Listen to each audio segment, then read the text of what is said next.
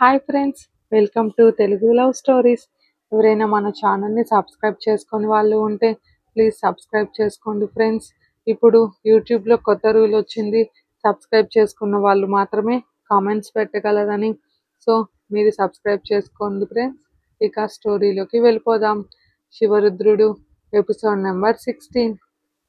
ఆమె తడబాటుని గమనిస్తూ చెప్పు అంటూ దగ్గరకు లాక్కోగా ప్లీజ్ అంది ప్రతాప్ చేయిని తోయాలని చూస్తూ శివన్య. ఏంటి ప్లీజ్ అంటూ నవ్వుతూ అల్లరిగా అడిగాడు ప్రతాప్. ఎవరైనా చూస్తారు, చేయితి అంది చిన్నగా శివన్య. ఇంత నైట్లో ఉరుకులు పరుగుల మీద ఉండే జీవితాల్లో మనల్ని ఎవరూ పట్టించుకోరులే, పద అన్నాడు ఆమె టెన్షన్ తగ్గిస్తూ చేతిని వీపు పైకి జరిపి. దాంతో కొంచెంలో కొంచెం రిలీఫ్ ఫీల్ అయ్యి రుద్ర, నా మీద నీ ఒపీనియన్ ఏంటి అంది శివన్య నవ్వుతూ.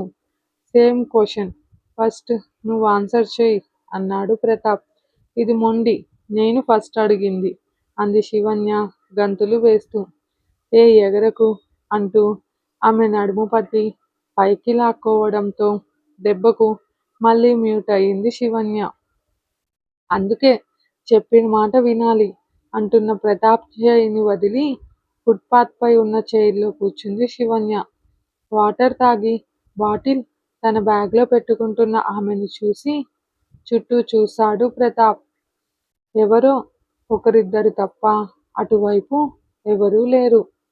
ప్రశాంతంగా ఉన్న రోడ్లు కనపడటంతో ఏమైంది అన్నాడు ఆమె పక్కన కూర్చుంటూ.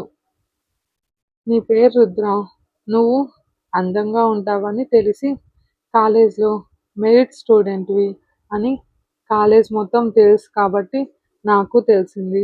నువ్వు చాలా స్ట్రేంజ్గా ఉంటావనుకుంటే కాదు, నాతో చాలా బాగా మాట్లాడతావు, ఇంకెవరిని అస్సలు పట్టించుకోవు, పెద్దగా ఫ్రెండ్స్ లేరు, ఉన్న చదువు వరకే. ఉదయ్ కూడా నీ వెనుకే తిరుగుతాడు కానీ నీ లిమిట్స్ మాత్రం నీకు ఉన్నాయి. నన్ను పట్టించుకోనట్లే ఉంటావు కానీ నేను ఫాలో అయిన రోజు నుంచి నువ్వు నన్ను గమనిస్తున్నా బయటపడవు. ఇక నీ ఫ్యామిలీ ఏంటో కూడా నాకు తెలీదు. సాటర్డే నీ బర్త్డే, నువ్వు చెప్పావు కాబట్టి జీవితాంతం గుర్తుపెట్టుకుంటా. ఇంతకు మించి నాకు ఏం తెలీదు అంది శివన్య ప్రతాప్ని చూస్తూ. నువ్వెప్పుడు నీకు అనిపించిందే చెప్తావు, ఏదో ఒకటి చెప్పి ఇంప్రెస్ చేయాలని మాత్రం కాకుండా అంటూ ప్రతాప్ నవ్వుతూ శివన్యని చూసి, శివన్య నీ పేరు శివ అంటూ నీ ఫ్రెండ్స్ పిలుస్తారు, ఇక కనిపించే నీ అల్లరి అంతా పై పైనే, నిన్ను నువ్వే స్ట్రాంగ్ అని ప్రూవ్ చేసుకుంటావు, నీ గురించి మొన్న చెప్పావు, ఇక అవన్నీ కాకుండా నేను నీకు నచ్చాను, ఎందుకో నాకు తెలీదు, బట్ నువ్వు నీలాగే ఉండు ఎప్పటికీ, ఇంతే స్ట్రాంగ్గా అన్నాడు ప్రతాప్. శివన్య చిన్న స్మైల్ ఇచ్చి వెళుదామా అని అడగడంతో పీజీలో ఉండడం కన్నా ఏదైనా రూమ్ రెంట్కి తీసుకో అన్నాడు ప్రతాప్. నో రుద్ర, రెంట్ ఎక్కువ అండ్ ఫుడ్ కూడా మేమే చేసుకోవాలి, నాకు వంట వచ్చు కానీ మళ్ళీ మనీ ఎక్కువ అవుతుంది, కరెంటు బిల్ వాటర్ బిల్ అని అంటున్న శివన్యని చూసి, నీ ఫ్రెండ్ కూడా పీజీ అన్నావుగా, ఇద్దరు రూమ్ షేర్ చేసుకుంటే మీరు పీజీకి కట్టేదానికన్నా తక్కువ అవుతుంది, మీకు కడుపుకు నచ్చిన ఫుడ్ తినొచ్చు, ఫ్రీగా ఉండొచ్చు అన్నాడు ప్రతాప్. చూద్దాం అంటూ పైకి లేచిన శివన్య చేయి పట్టుకొని నా కోసం వెయిట్ చేయగలవా అన్నాడు ప్రతాప్ శివన్యని చూస్తూ. రుద్ర, ఏదైనా మాట్లాడాలా అంది శివన్య. అవునంటూ తలూపిన ప్రతాప్ పక్కన కూర్చొని చెప్పు అంది శివన్య. నువ్వు నాకు కావాలి శివ, ఇందుకు ప్రేమ ఇష్టం ఏదైనా పేరు పెట్టుకో, కానీ నాకు నువ్వు కావాలి జీవితాంతం. ఎందుకు అంటే నా దగ్గర కూడా ఆన్సర్ లేదు, బహుశా నా పార్ట్నర్ నువ్వే అని నా మనసుకి అర్థమైందేమో, నీ అల్లరి, నీ తింగరి చేష్టలు, నీ ధైర్యం, నీకోసం నువ్వు బ్రతకాలనే తెగింపు. ఐ డోంట్ నో కరెక్ట్‌గా ఇది రీజన్ అని చెప్పలేను. నన్ను చూడగానే వెలిగిపోయే నీ కళ్ళంటే నాకు చాలా ఇష్టం. నేను దగ్గరకు రాగానే నీ పెదవులతో పాటు నీ కళ్ళు కూడా అందంగా నవ్వుతాయి. నవ్వుని నువ్వు నటించవు. ఈ కాలంలో ఫేక్ నవ్వులను చూసి చూసి విసుగొచ్చి నీ నవ్వు చూడగానే నా పెదవులు అందంగా నవ్వుతాయి. ఎంత ఆపాలని ట్రై చేసినా.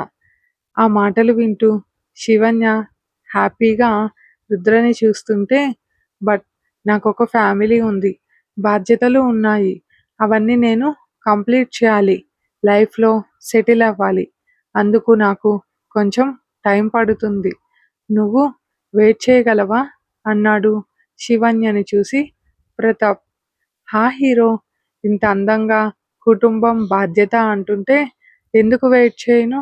ఎంతకాలమైనా, నేను ముసల్దాన్నయినా కూడా సరే, నా కళ్ళు నీకోసం ఎదురు చూస్తూనే ఉంటాయి అని. ఒకవేళ నువ్వు నా కోసం ఎదురు చూడాల్సి వస్తే అంది శివన్య నవ్వుతూ. ఏంటి?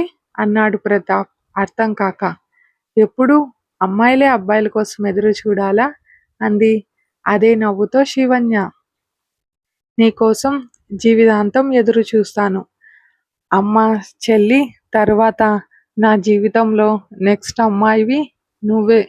నీ తర్వాత అంటే మన పాప అని ప్రతాప్ అంటుంటే, హ, మళ్ళీ పడిపోయా రుద్ర నీకు.